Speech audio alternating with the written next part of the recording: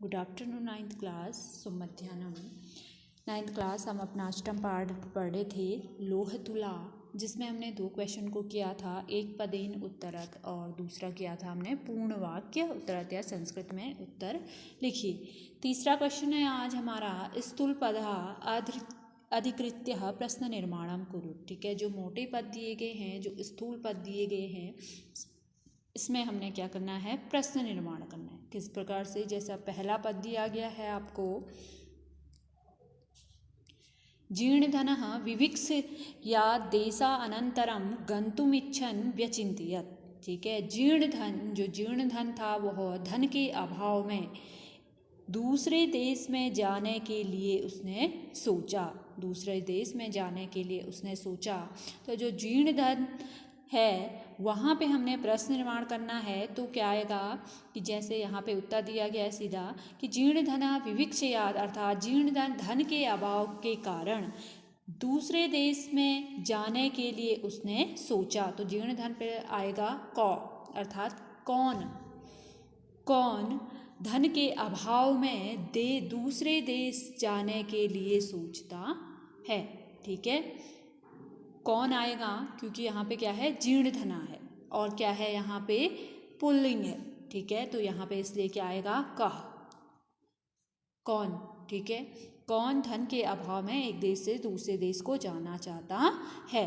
तो यहाँ पे क्या है, जीर्ण धना। ठीक है, पहले हम जब प्रश्न निर्माण करते हैं तो हिंदी में एक बार अर्थ उसका समझ लें, क्योंकि पाठ जब पढ़ाया जाता है तो वहाँ पे आपको हिंदी में सारा अनुवाद समझाया जाता है। तो आपको यहाँ पे भी जब प्रश्न निर्माण करते हैं, चाहे कोई क्वेश्चन पूछते हैं, तो वहाँ पे भी आप एक बार हिंदी में अगर इसका अनुवाद कर लें, अनुवाद समझ लें, तो आप संस्कृत में भी उसको बना सकते हैं। ठीक है, दूसरा पूछा है श्रेष्ठिना शिशु स्नान उपकरण आदाय अभ्यागतेन सह प्रस्थितः।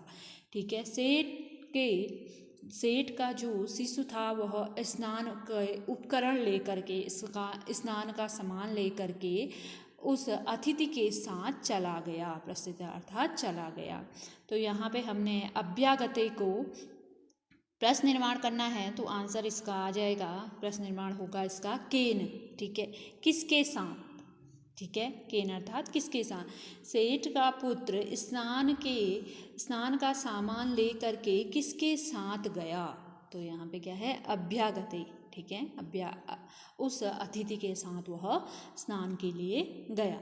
ठीक है, अगला है वाणिक गिरि गुहाम वृक्षालाया आच्छादितवान। तो वाणिक ने, उस जीर्णधन ने उस गुफा को एक बड़े से पत्थर से क्या कर दिया था, ढक दिया था। तो यहाँ पे क्या आएगा, काया, अर्थात किससे उस गुफा को उसने ढका था। तो यहाँ पे जो प्रश्न निर्माण होगा वृक्षालया अर्थात काया। ठीक है, किससे उसने उस पत्थर को ढका, उस गुफा को ढका। तो क्या आएगा, यहाँ पे प्रश्न निर्माण होगा काया। अगला है सभ्येतौ परस्परम संबोध्य तुला शिशु प्रधानेन संतोषितौ। उन्होंने उन दोनों को एक दूसरे को क्या किया, संतोष किया। क्या दे करके, एक को जिसका तुला था उसको तुला दे करके, और जिसका शिशु था उसको शिशु दे करके।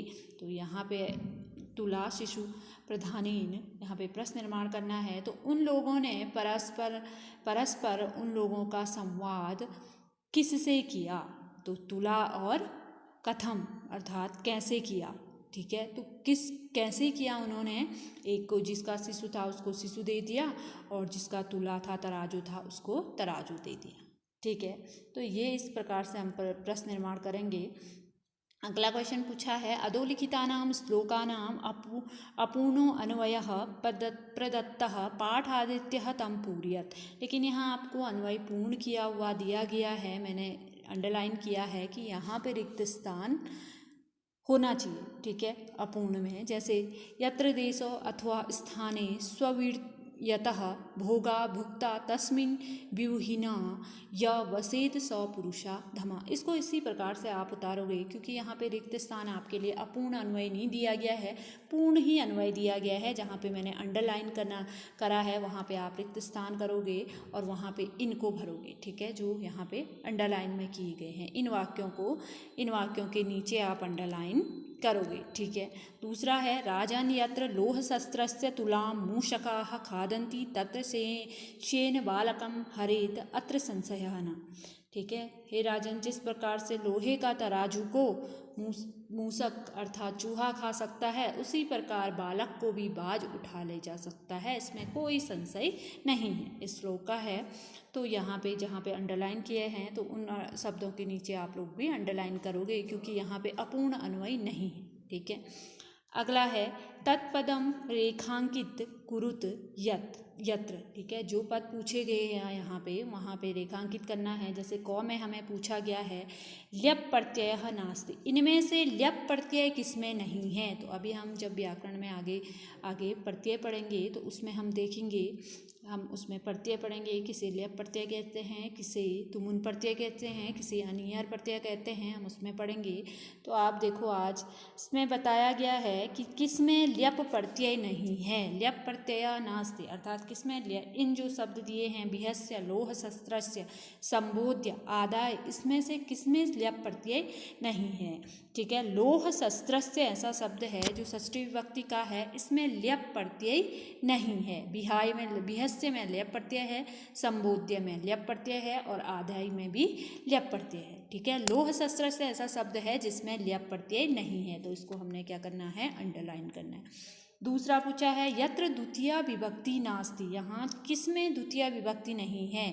श्रेष्ठिनम स्नानोपकरणम सत्वरम कार्यकारणम, तो यहाँ पे जिसमें द्वितीय विभक्ति नहीं है वो है सत्वरम, ठीक है। सत्वरम में द्वितीय विभक्ति नहीं है। श्रेष्ठी में है ना द्वितीय विभक्ति है, स्नानोपकरण में भी द्वितीय विभक्ति है और कार्य कारणम में भी द्वितीय विभक्ति है, सत्वरम में द्वितीय विभक्ति नहीं है। तो ये क्या हो जाएगा हमारा अंडरलाइन।